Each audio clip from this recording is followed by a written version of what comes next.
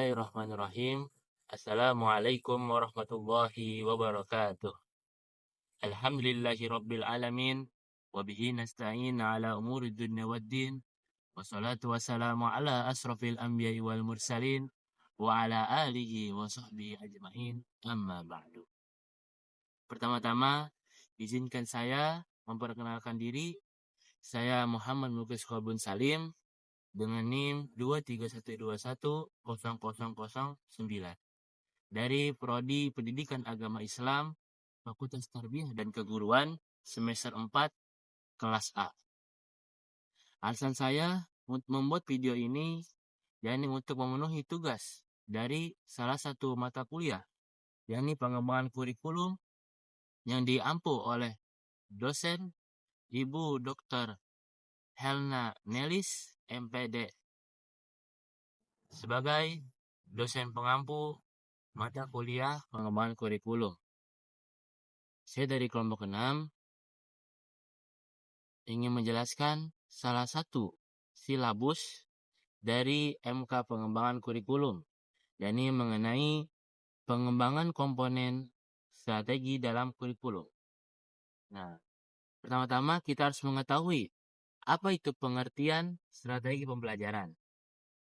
Pengertian strategi pembelajaran menurut para ahli sangatlah bervariasi.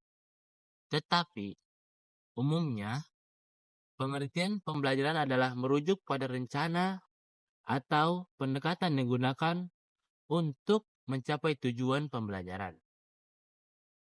Ada beberapa pendapat para ahli, yakni menurut Slavin, strategi pembelajaran adalah cara yang digunakan oleh guru untuk membantu siswa belajar dengan lebih efektif. Nah, sedangkan menurut Joyce dan Welly, strategi pembelajaran adalah pola umum yang digunakan untuk mengorganisasi pengalaman belajar. Nah, jadi kita bisa tarik kesimpulan bahwasanya pengertian strategi pembelajaran adalah rencana atau pendekatan seorang guru untuk mencapai tujuan pembelajaran yang lebih efektif dan terorganisasi dengan pengalaman belajar tersebut. Selanjutnya, yakni mengenai tujuan strategi pembelajaran. Nah, yang pertama, tujuan pembelajaran yakni meningkatkan pemahaman. Nah, meningkatkan pemahaman di sini itu yakni membantu siswa untuk memahami materi pelajaran dengan lebih baik. Nah, yang kedua, tujuan dari strategi pembelajaran yakni meningkatkan keterlibatan. Nah, di sini keterlibatan untuk mendorong siswa untuk aktif terlibat dalam proses belajar. Yang ketiga, meningkatkan keterampilan berpikir kritis. Nah, mengembangkan kemampuan siswa untuk berpikir kritis dan analisis. Jadi seorang guru harus mengembangkan kemampuan seorang siswa untuk berpikir kritis dan berjiwa analisis. Selanjutnya ini menciptakan lingkungan belajar yang positif, yakni membangun suasana belajar yang mendukung dan menyenangkan. Karena lingkungan sangat berpengaruh untuk para siswa dalam belajar. Selanjutnya ini mencapai tujuan pembelajaran adalah memastikan bahwa tujuan pembelajaran yang telah ditetapkan dapat tercapai. Dengan adanya tujuan pembelajaran, kita jadi tahu bahwasannya ada pencapaian dari apa yang kita pelajari. Setelah kita tahu tujuan dari strategi pembelajaran, nah selanjutnya yakni ada manfaat dari strategi pembelajaran. Yang pertama, yakni meningkatkan motivasi belajar. Nah, meningkatkan di sini yakni strategi yang tepat dapat meningkatkan minat dan motivasi siswa untuk belajar dan terus berkembang. Nah, dengan meningkatkan motivasi belajar ini, seorang siswa akan lebih berkembang dengan pesat dan memiliki motivasi untuk belajar. Yang kedua, yakni meningkatkan referensi informasi. Nah, di sini siswa lebih mudah mengingat informasi yang dipelajari dengan strategi yang lebih efektif. Dengan strategi yang efektif, siswa akan lebih mudah untuk mengingat informasi yang dipelajarinya. Nah, selanjutnya ini mendorong kerjasama. Beberapa strategi pembelajaran ada yang mendorong kerjasama antar siswa yang dapat meningkatkan keterampilan sosial. Nah, seperti berdiskusi dalam kelas dan banyak lainnya dengan cara membuat kelompok antar siswa untuk bersosial atau untuk meningkatkan sosial antar siswa dengan siswa lainnya. Nah, selanjutnya ini manfaat dari strategi pembelajaran, yakni dengan menyesuaikan dengan gaya belajar siswa. Ini memungkinkan guru untuk menyesuaikan metode pengajaran dengan berbagai gaya belajar siswa.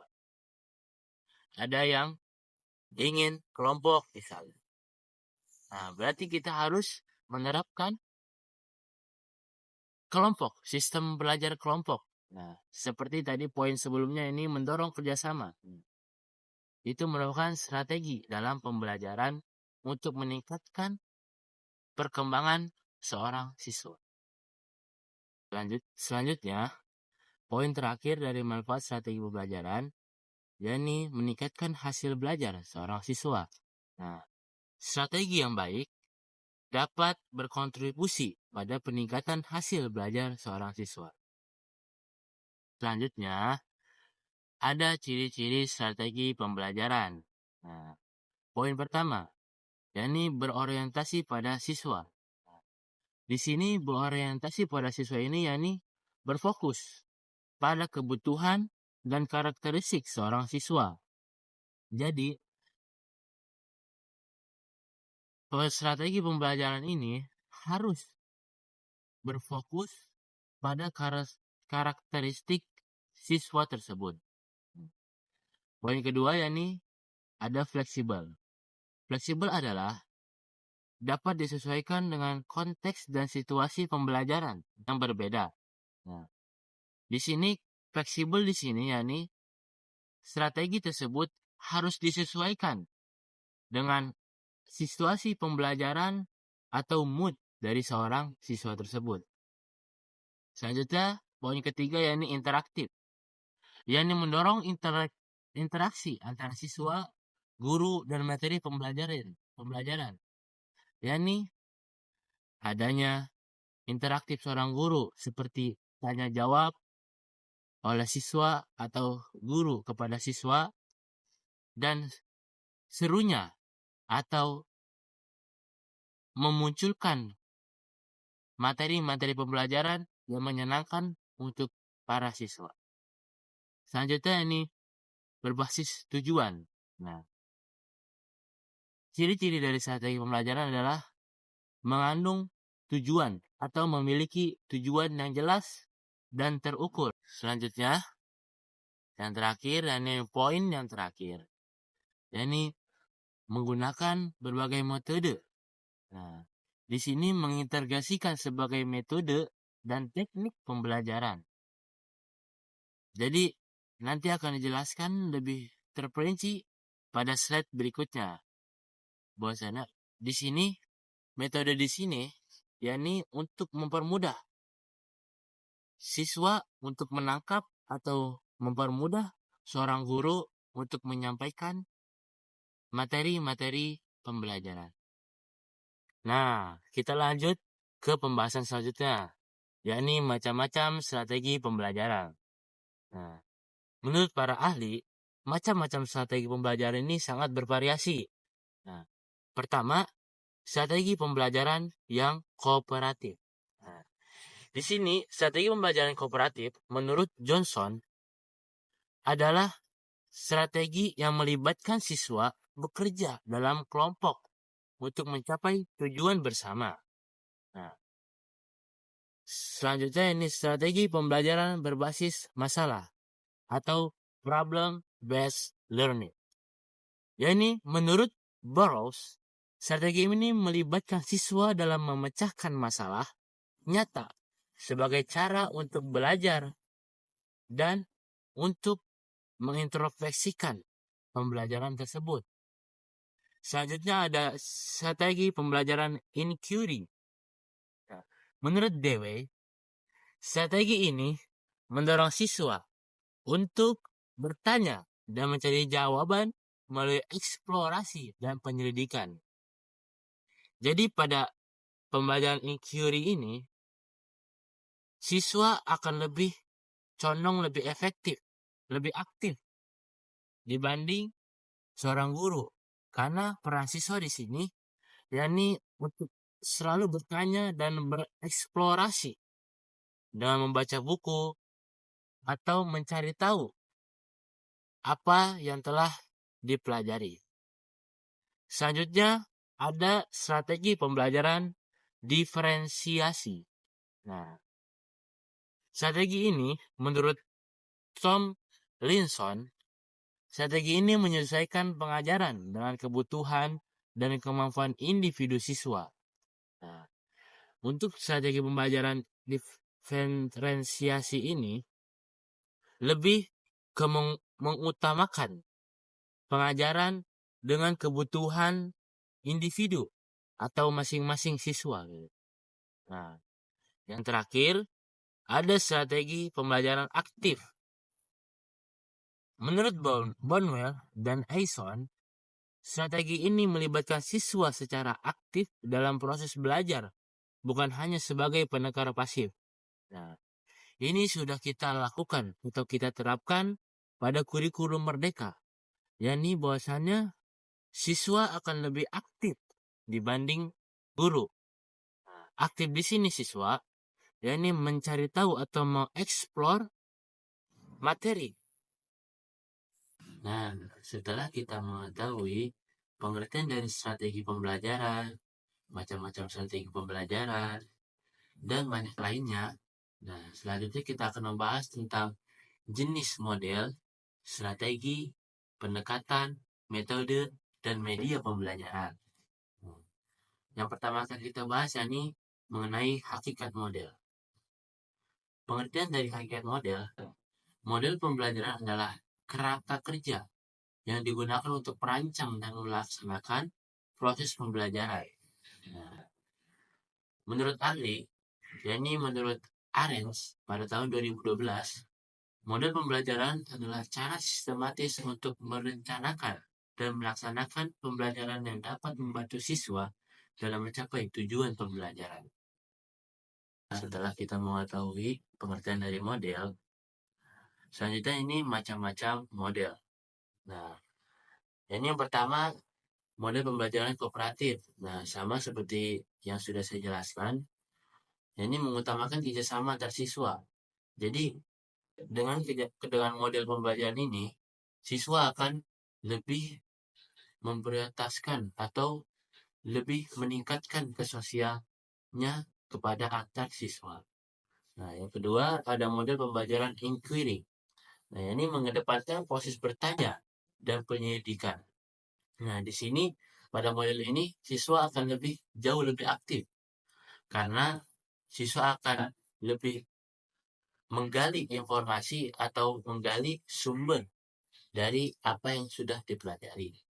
Nah, yang ketiga ada model pembelajaran berbasis proyek. Nah, ini merupakan model pembelajaran yang siswa belajar melalui proyek nyata. Nah, di sini seperti praktek atau terjun ke lapangan. Nah, setelah macam-macam itu, selanjutnya ini ada langkah-langkah pemilihan. Nah, ini yang pertama, menentukan tujuan pembelajaran. Jadi harus ditentukan terlebih dahulu. Nah, tujuan pembelajaran ini itu arahnya kemana gitu. Nah, seterusnya menganalisis karakteristik siswa. Nah, kita harus menganalisis sifat siswa itu, apa yang diinginkan siswa itu, kita harus menganalisis terlebih dahulu. Dan selanjutnya, mempertimbangkan konteks pembelajaran. Nah, setelah kita menganalisis karakteristik seorang siswa, kita akan mempertimbangkan, kayak menyamakan konteks pembelajaran yang sesuai dengan siswa tersebut. Nah, selanjutnya, yakni memilih model yang sesuai dengan tujuan dan karakteristik. Nah, yang sudah saya jelaskan tadi, ada berbagai macam model. Nah, di situ kita akan menyesuaikan bagaimana karakteristik siswa yang sesuai dengan macam-macam model tersebut. Nah, sedangkan semisal contoh, model pembelajaran kooperatif, di mana siswa bekerja dalam kelompok untuk mempelajari bagian-bagian dari materi dan kemudian mengajarkannya kepada kelompok lain. Nah, ini seperti sistem diskusi, semacam begitu. Nah, selanjutnya, setelah kita mengetahui model, saya akan menjelaskan mengenai strategi. Pengertian strategi. Pengertian strategi pembelajaran adalah rencana umum yang digunakan untuk mencapai tujuan pembelajaran. Nah, menurut para ahli, atau di sini jelaskan menurut Gardner pada tahun 1985, strategi pembelajaran adalah cara yang digunakan untuk mengorganisir pengalaman belajar agar siswa dapat mencapai tujuan pembelajaran. Nah, strategi di sini itu untuk ibaratnya kayak strategi atau struktur atau rencana untuk mencapai tujuan dari apa yang kita ingin capai. Nah, selanjutnya setelah kita mengetahui pengertian dari strategi, ada beberapa macam strategi. Yang pertama, strategi langsung. Dan ini menggunakan instruksi langsung dari guru. Nah, seperti perintah langsung dari guru.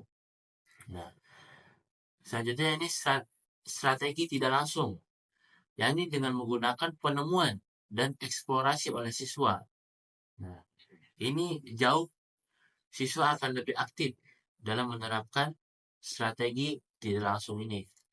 Nah, selanjutnya ada strategi diferensiasi, yakni menyesuaikan pembelajaran dengan kebutuhan siswa. Nah, jadi ini akan menyesuaikan karakteristik siswa apa yang cocok untuk menyesuaikan pembelajaran yang akan dipelajari. Selanjutnya dari langkah-langkah pemilihan dalam strategi, ini yang pertama, ya selalu, ini menentukan tujuan pembelajaran. Karena tujuan pembelajaran adalah pokok. Jadi poin pertama, karena apa yang kita tuju itu harus apa yang kita capai. Karena dengan strategi kita akan mencapai tujuan dari pembelajaran tersebut. Nah, selanjutnya ini memilih strategi yang sesuai dengan konteks dan tujuan. Nah, yang tadi sudah dijelaskan. Jadi, awal-awal kita itu harus menentukan tujuan dari pembelajaran tersebut. Dan kita harus memilih apa yang sesuai dengan konteks dan tujuan kita. Dan selanjutnya ini mengimplementasikan dan mengevaluasi strategi.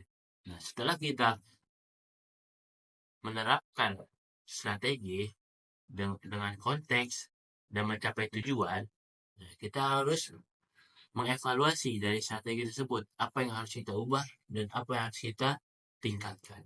Nah, sebagai contoh, ada strategi pembelajaran kooperatif. Nah, di mana siswa bekerja sama dan kelompok untuk menyelesaikan tugas bersama. Nah, ini seperti strategi kooperatif ini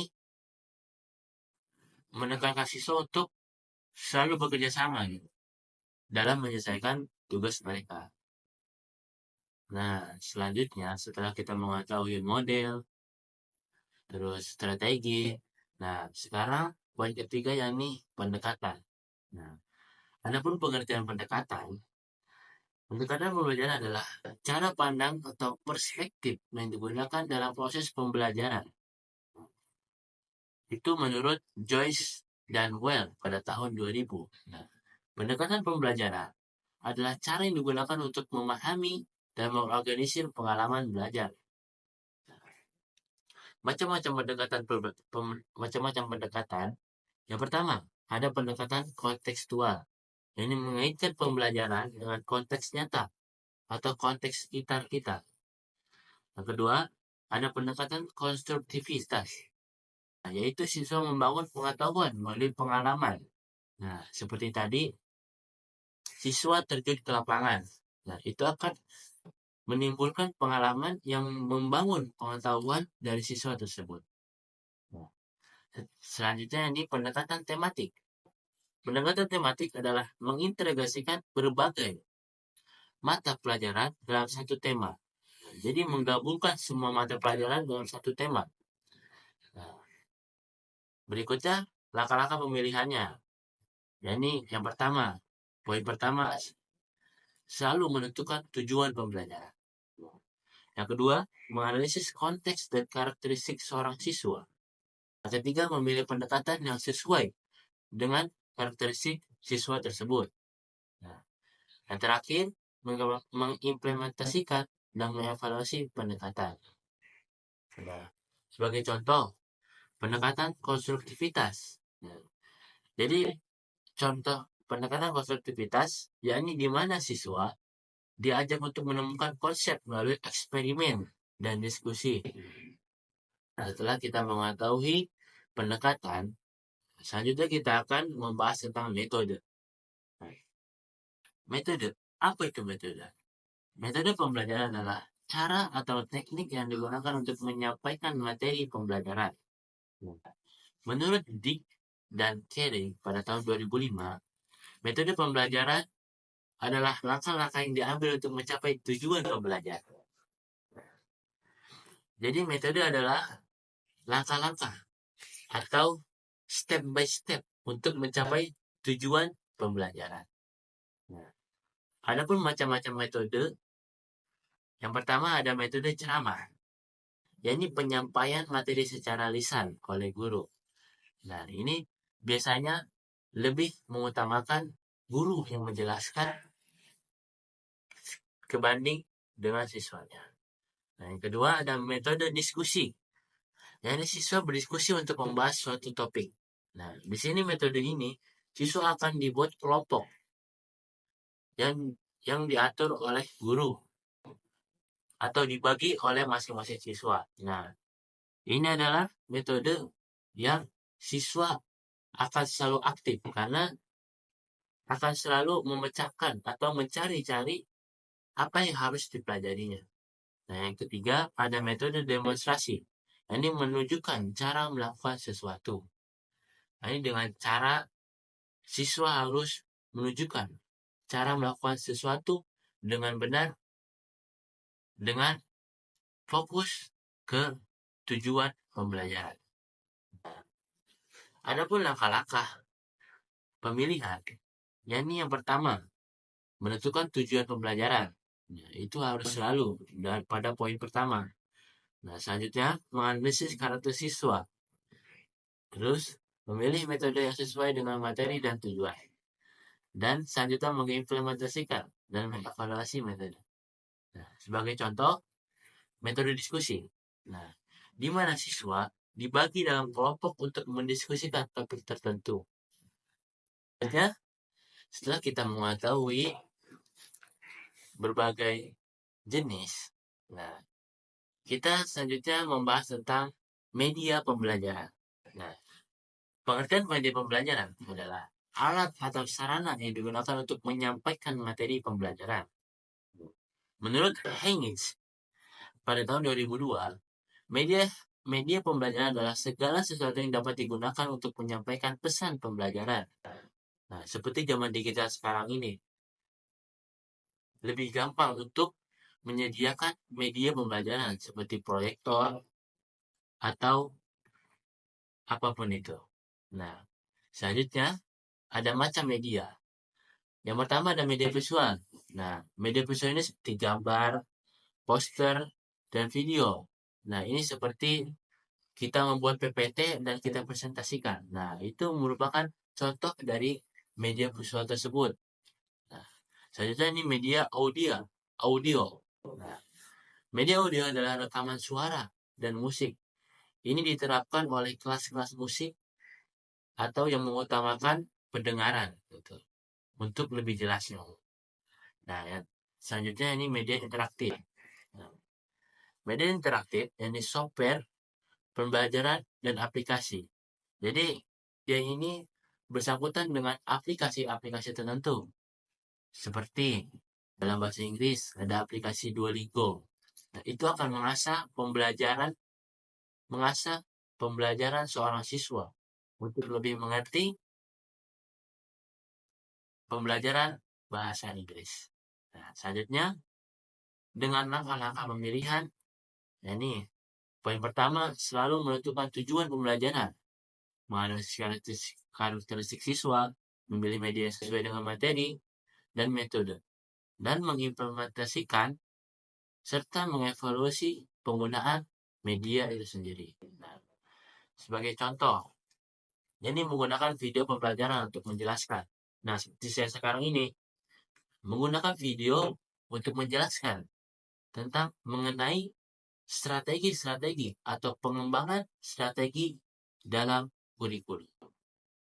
Nah, selanjutnya mengenai macam-macam pembelajaran metode aktif dalam prodi pendidikan agama Islam.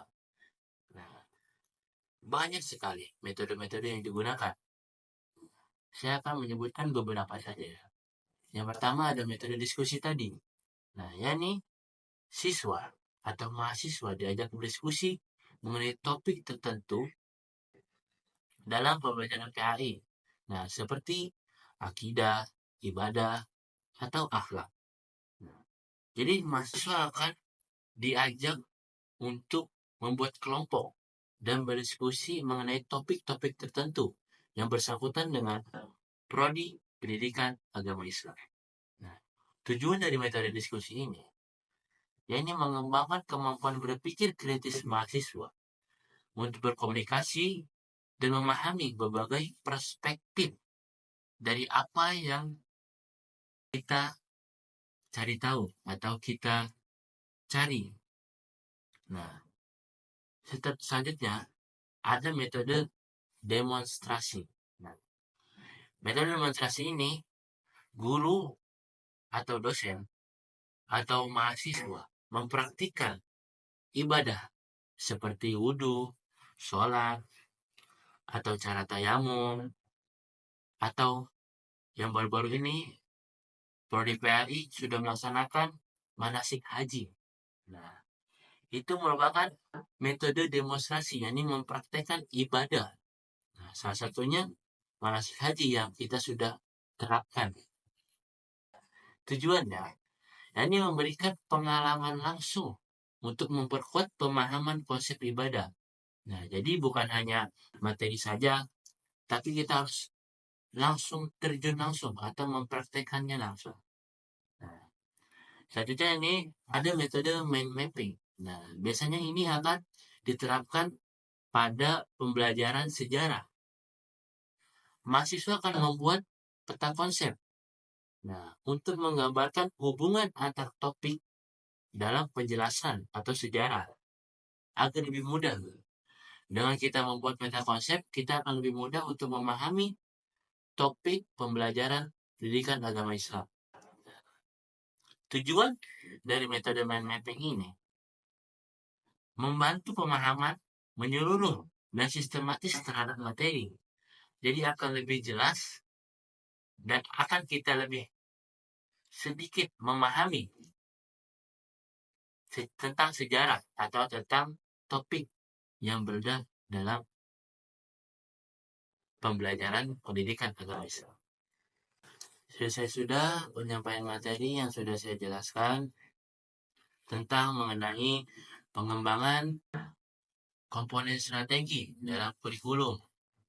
Nah, pertama saya ucapkan terima kasih kepada yang sudah menonton hingga akhir, dan saya minta maaf jika dalam penyampaian atau penguasaan materi yang kurang dalam penyampaiannya atau kelalaian saya minta maaf. Dan sebelum saya tutup, saya mempunyai pantun. Main ML jaringan nge-lag. Diajak login, oke gas.